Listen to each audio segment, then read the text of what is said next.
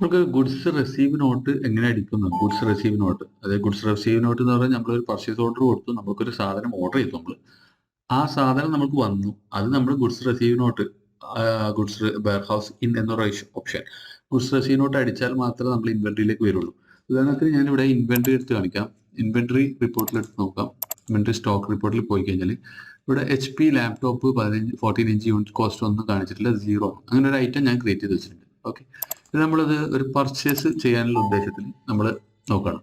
നമ്മൾ ക്രിയേറ്റ് ചെയ്യുന്നു purchase request for quotation, ഒരു കൊട്ടേഷൻ ക്രിയേറ്റ് ചെയ്യുന്നു. നമ്മൾ HP ഇന്ത്യ ബാംഗ്ലൂരിൽ നിന്നാണ് വാങ്ങുന്നത് വിചാരിക്കാം. ഓക്കെ, അപ്പോൾ പ്രൊഡക്റ്റ് നമ്മൾ സെലക്ട് ചെയ്യുന്നു.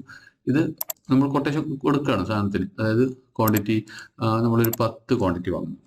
10 ക്വാണ്ടിറ്റിയാണ് ഓർഡർ കൊടുക്കുന്നത്. ഒരു 34,550 രൂപയാണെന്ന് വിചാരിക്കാം. GST ഒക്കെ അങ്ങനെ കിട്ടെ, പെർസെൻറ്റേജും GST ഒന്നും ഞാൻ നോക്കുന്നില്ല. ഓക്കെ, അപ്പം 3,62,000 ഇത്ര എമൗണ്ട് വരും. ഓക്കെ, കൺഫേം ഓർഡർ അടിക്കുന്നു. ഓക്കെ, ഇപ്പോൾ പർച്ചേസ് ഓർഡർ ആയിക്കഴിഞ്ഞു. പർച്ചേസ് ഓർഡർ ആക്കിയിട്ട് പർച്ചേസ് ഓർഡറിന് ഇത് നമ്മൾക്ക് സാധനം നമ്മളിത് സമർപ്പിക്കുന്നു, കമ്പനി കൊടുക്കുന്നു. കമ്പനി കൊടുത്തു കഴിഞ്ഞാൽ ഗുഡ്സ് റിസീവ് ചെയ്യുന്നത് നമ്മൾക്ക് തിരിച്ച് സാധനം വരുന്നുണ്ട്. സാധനം വന്നു എന്നിരിക്കുക, ഒരു 8 എണ്ണം വന്നു. 10 എണ്ണം നമ്മൾ ഓർഡർ ചെയ്തത്, പക്ഷെ 8 എണ്ണം വന്നു.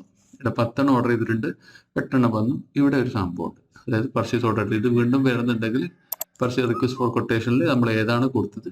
ഓക്കെ, ഇവിടെ വരിക, പർച്ചേസ് തന്നെ പോവാം.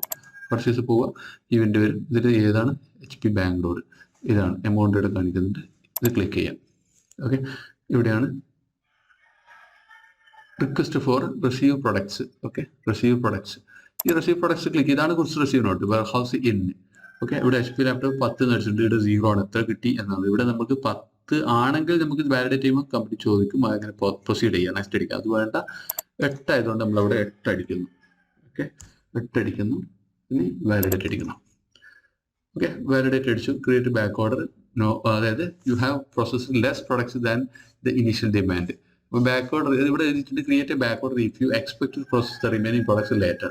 ക്രിയേറ്റ് ബാക്ക് ഓർഡർ എന്ന് പറഞ്ഞാൽ ബാക്കി 2 എണ്ണം പിന്നെ വരുമെങ്കിൽ, ഓക്കെ, പിന്നെ വരും എന്ന് നമ്മൾ പ്രതീക്ഷിക്കുന്നുണ്ടെങ്കിൽ, അതല്ല 8 എണ്ണേ ഉള്ളൂ, അതിനോട് അവസാനിപ്പിക്കണം. ഈ പർച്ചേസ് ഓർഡർ ക്ലോസ് ചെയ്യണം, ഞാനിവിടെ ക്ലോസ് ചെയ്യണം. No back order. Okay, finish ചെയ്തു. അപ്പം അത് ഫിനിഷ് ചെയ്തു. ഇനി നമ്മൾ റിപ്പോർട്ടിലേക്ക് പോയി നോക്കാം. ഇൻവെന്ററി റിപ്പോർട്ടിലേക്ക് നമുക്കൊന്ന് നോക്കി നോക്കാം. ഇവിടെ ഇപ്പം നമ്മൾ യൂണിറ്റ് കോസ്റ്റ് കോസ്റ്റിങ്ങിന്റെ ഒരു മെത്തേഡ് വേറെ ഉണ്ട്, അത് ഞാനിപ്പോൾ നോക്കുന്നില്ല. ഓൺ ഹാൻഡ് 8 കാണിക്കുന്നുണ്ട്.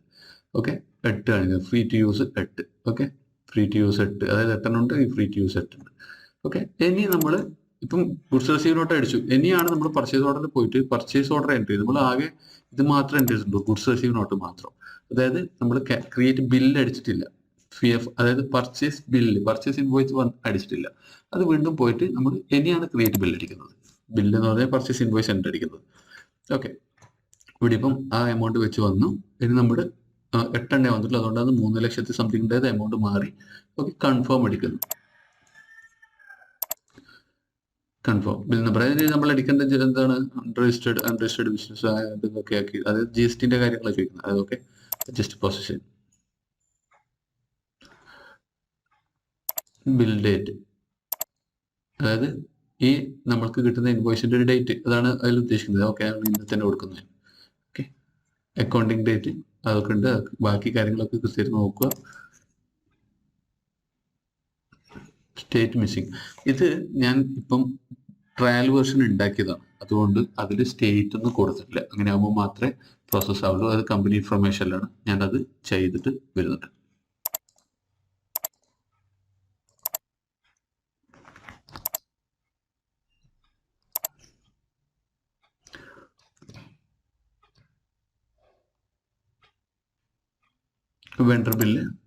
വെണ്ടർ ബില്ല് ക്ലിക്ക് ചെയ്ത് നമ്മൾ നേരത്തെ ഇത് വെച്ചത് കൺഫേം അടിച്ചിട്ടില്ല. നേരത്തെ കൺഫേം അടിച്ചാൽ മാത്രമേ പോസ്റ്റ് ആവുള്ളൂ.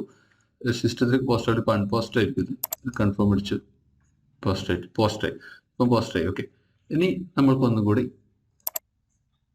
ഇൻവെന്ററി നോക്കാം. 8, അതായത് നമ്മൾ 8 ഓർഡർ ചെയ്തു, 8 വന്നു. അതായത് എന്താണ്, ക്വാണ്ടിറ്റി 10 എണ്ണം ഓർഡർ ചെയ്തു, പക്ഷെ 8 എണ്ണം വന്നു. 8 എണ്ണം സ്റ്റോക്കിലുണ്ട്. ഓക്കെ, അത് ഇൻവെന്ററി ഉണ്ടാക്കുമ്പോൾ അതായത് പർച്ചേസ് ബില്ല് എൻട്രി ചെയ്യുമ്പോൾ പ്രത്യേകിച്ച് എഫക്റ്റ് ഇല്ല. ഗുഡ്സ് റിസീവ് നോട്ട് അടിക്കുമ്പോൾ തന്നെയാണ് സ്റ്റോക്കിന്റെ എൻട്രി വരുന്നുള്ളൂ, ബാധിക്കുന്നുള്ളൂ. ഇനി നമ്മൾ ഇത് സെയിൽസ് ചെയ്യാണ്, ഇതൊരു സെയിൽസ് ചെയ്യണം, ഒരാൾക്ക് സെയിൽസ് ചെയ്യണം. ഓക്കെ, ഇപ്പോൾ ഒരു പുതിയ ക്രിയേറ്റ് അടിക്കുന്നു, സെയിൽസ് ചെയ്യുന്നു. ഒരാളെ പേര് ഒരാളെ ഒരു വ്യക്തിക്കാണ് വെക്കുന്നത്, ഒരൊറ്റ സാധനമാണ് വെക്കുന്നത്. ഓക്കെ, ഇതിൽ 8 നമ്മൾ സ്റ്റോക്കിലുണ്ട്, നമ്മൾ 1 വെക്കുന്നു. ഓക്കെ, അവർ 42,000 രൂപക്ക് വിറ്റു. 42,000 രൂപക്ക് വിറ്റു, 44,000 ടാക്സ് ഒക്കെ അടക്കം വന്നു. ഓക്കെ, കൺഫേം ചെയ്യുന്നു. ഇവിടെയും നേരത്തെ ഇതൊരു ക്രിയേറ്റ് ഇൻവോയ്സ് ചെയ്യും, പക്ഷെ സ്റ്റോക്കിന്ന് കുറയില്ല. സ്റ്റോക്കിന്ന് കുറയണമെങ്കിൽ ഇവിടെ നമ്മൾ ഡെലിവറിയിൽ പോയിട്ട് ഡെലിവറി കൺഫേം ചെയ്യണം. ഇവിടെ റിസർവ് ചെയ്തിട്ട് വെച്ചിട്ടുണ്ട്, ഇവിടെ 1 പോകുന്നത്, 1 കൊടുത്തു, 1 ചെയ്യുന്നു, വാലിഡേറ്റ് ചെയ്യണം. ഇത് ചെയ്താൽ മാത്രമേ സ്റ്റോക്കിന്ന് കുറയുള്ളൂ. ഓക്കെ, ഇനി നമ്മൾ വീണ്ടും സെയിൽസ്, അതായത് ഇതിലേക്ക് വന്ന് നമുക്ക് ക്രിയേറ്റ് ഇൻവോയ്സ്. ഇനി ഇത് കാണുന്നില്ല, ഇവന്റ് ഇവിടെ പോയിട്ടുണ്ടെങ്കിൽ വീണ്ടും സെയിൽസിൽ പോയാൽ മതി, നമുക്ക് അറിയാൻ പറ്റും. സെയിൽസിൽ പോവാം, ഇവിടെ സുഫീർ ഖാനാണ് വിറ്റത്, അത് ഓപ്പൺ ആക്കുക, ഇവിടെ വരും create invoice. Okay, regular invoice ആണ്, ഡൗൺ പേയ്മെന്റ്. അപ്പോൾ നമുക്ക് ക്രിയേറ്റ് ഇൻവോയ്സ് എടുക്കാം. ഓക്കെ, ഇനി കൺഫേം അടിക്കും, എന്നാൽ മാത്രമേ ബില്ല് ജനറേറ്റ് ആവുള്ളൂ, പോസ്റ്റായി. ഇനി നമ്മൾ വീണ്ടും നമ്മൾക്കൊന്ന് നോക്കി വെക്കാം, ഇൻവെന്ററിയിലൊക്കെ ഒന്ന് പോയിട്ട് സ്റ്റോക്ക് നോക്കി വെക്കാം. ഇവിടെ ഇപ്പം 8 ഉണ്ടായത് 7 ഇപ്പം, അതായത് 1 പോയിട്ടുണ്ട്. ഓക്കെ, 1 കുറഞ്ഞ് 7 ഇപ്പം ഇൻവെന്ററി കറക്റ്റായിട്ട് മാനേജ് ആകുന്നുണ്ട് എന്ന് മനസ്സിലായി. ഇവിടെ ഇപ്പം നോക്കിക്കഴിഞ്ഞാൽ HP ലാപ്ടോപ്പിന്റെ കേസിൽ ഇതിനിടെ നോക്കണ്ട, ഇതിൽ HP ലാപ്ടോപ്പിന്റെ കേസിൽ നമ്മുടെ ഒരാൾ 1 വന്നു, 8 വന്നു, 1 പോയതായിട്ട് ഇവിടെ കൃത്യത്തിൽ കാണാം. Warehouse out 1 warehouse in 8.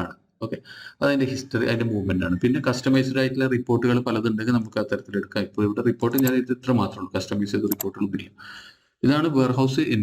അപ്പോൾ അതായത് പർച്ചേസിൽ പോവുക, നമ്മൾ purchase, for example purchase entry already ഉണ്ടെങ്കിൽ, അതായത് നമ്മൾ ഓൾറെഡി കൊടുത്തിട്ടുണ്ടെങ്കിൽ വീണ്ടും അതേ HP തന്നെ നമുക്ക് കൊടുക്കാം. HP തന്നെ നമ്മൾ 2 കൂടി ഓർഡർ ചെയ്യുന്നു, അല്ലെങ്കിൽ ഒരു 25 ഇല്ല 2 മതി പോട്ടെ, 2 ഓർഡർ ചെയ്യുന്നു, 4,550 ഓർഡർ ചെയ്യുന്നു എങ്കിൽ ഓക്കെ, കൺഫേം ഓർഡർ അടിക്കുന്നു. ഇനി റിസീവ് പ്രൊഡക്ട്സ്, ഞാൻ നേരത്തെ പറഞ്ഞു ഇവിടെ ഇപ്പം ജസ്റ്റ് 2 തന്നെയാണ് കിട്ടിയെങ്കിൽ വാലിഡേറ്റ് അടിച്ചാൽ മതി, വേറെ ഒന്നും അടിക്കണ്ട. ഒന്ന് മെസ്സേജ് വരും, ഓക്കെ അപ്ലൈ അടിച്ചാൽ 2 ഓട്ടോമാറ്റിക്കായിട്ട് കയറിയിട്ടുണ്ട്. ഓക്കെ, ഇനി പർച്ചേസ് ഇൻവോയ്സ് നമ്മൾ എൻട്രി ചെയ്തിട്ടില്ല, ഗുഡ്സ് റിസീവ് നോട്ട് GRN ആണ് ഇത് ഉദ്ദേശിക്കുന്നത്, ഇത് മാത്രമേ ചെയ്തിട്ടുള്ളൂ. അപ്പോൾ തന്നെ നമുക്ക് ഇൻവെന്ററി നോക്കിയാൽ നമ്മളിപ്പോൾ 7 നേരത്തെ ഉണ്ടായത്, ഇപ്പോഴത്തെ 2 കൂടി കൂടിയിട്ട് 9 ആയിട്ടുണ്ടാവും. ഇപ്പോൾ 9 ആയിട്ടുണ്ട്, കണ്ടില്ലേ? ഹിസ്റ്ററി ക്ലിക്ക് ചെയ്ത് കഴിഞ്ഞാൽ 8 ഓർഡർ ചെയ്തു, 1 പോയി, 2 പിന്നെയും വന്നു. ഓക്കെ, ഈ രീതിയിലാണ് ഗുഡ്സ് റിസീവ് നോട്ട് എൻ്റർ ചെയ്യുന്നത്. ഞാൻ ഈ വീഡിയോ ഒരു പ്രത്യേക ഒരു വ്യക്തിൻ്റെ ഇൻഫർമേഷന് വേണ്ടി ചോദിച്ചത് കൊണ്ട് മാത്രം ചെയ്തതാണ്, അങ്ങനെ പ്രൊഫഷണലായി ചെയ്തല്ല. Okay, thank U.